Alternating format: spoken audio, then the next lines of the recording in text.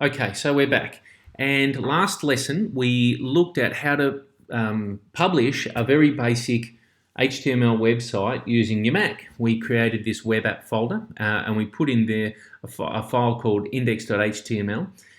We then navigated to this folder, My Apps, and the web app folder, and we started a web server using Apple's own built-in web server using this code here. Great. So that publishes a very simple index.html page, and it works because index.html is the name of a page that browsers and servers know to publish if not instructed to do anything else. So we've got that. I showed you how to edit this folder or get access to coding in this folder by dragging the folder onto VS Code. We've done it again. We then see the index.html file in here. So what's the difference between a static web page like that and a web app? So let's have a look at that. We're going to use our snippets for the first time here. So you know I've got my snippets folder here on the desktop. Open up file 2A using TextEdit. There it is.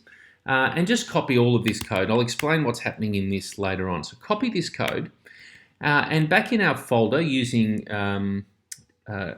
VS Code, click on here and make a new file again. And this time we'll call it app.js.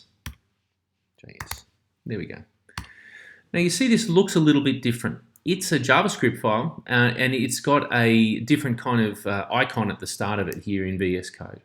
So I'm going to paste that code that we copied straight into here, and straight away we see it looks a bit different from our HTML code. So the difference, I'm going to save this to Command S.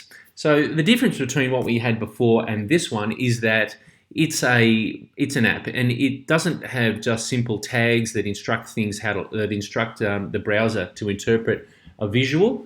It has instructions on what to do.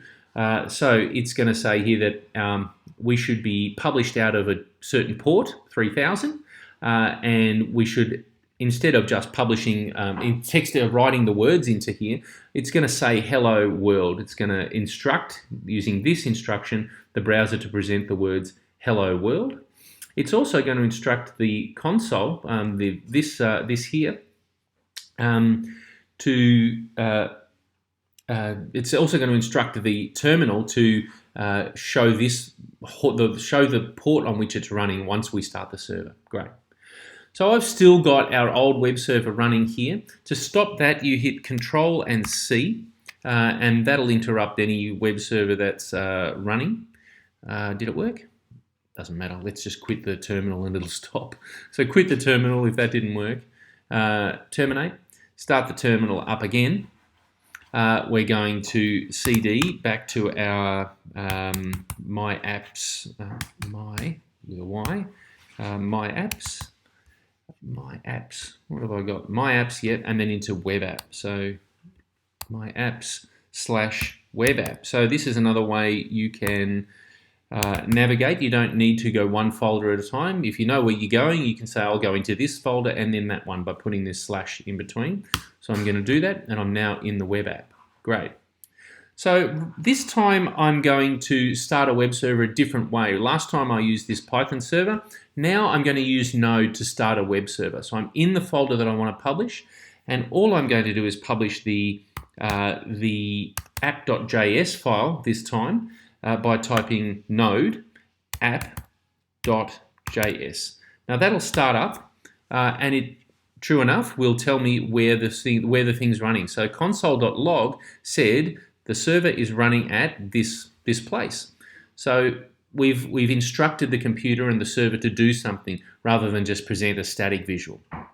So I can copy this here, and you'll see it's very similar rather to what we saw before. I won't copy it actually. All I'll do is change the port number in our browser that was previously publishing our static HTML via port 8080, and I'll change the port number. So when I hit refresh or when I hit enter on this, we're going to see the app.js file published rather than our other code. And true enough, the app.js file instructs the browser to present the words hello world here. So it's created the server, it's spitting that text out here. So that's the difference between a static HTML page and a web app, is that we've got a certain protocol or a certain language here for instructing the web server to publish certain things, to do something useful, and then publish some stuff. So it's done nothing useful in this case, except tell the browser to say hello world. But that's the difference. We've got a static HTML page here, which just looks like some tags with some text in them, and the app.js web app, which contains a special language and the instructions on how to behave and the useful things to do before returning a message or a page to the user.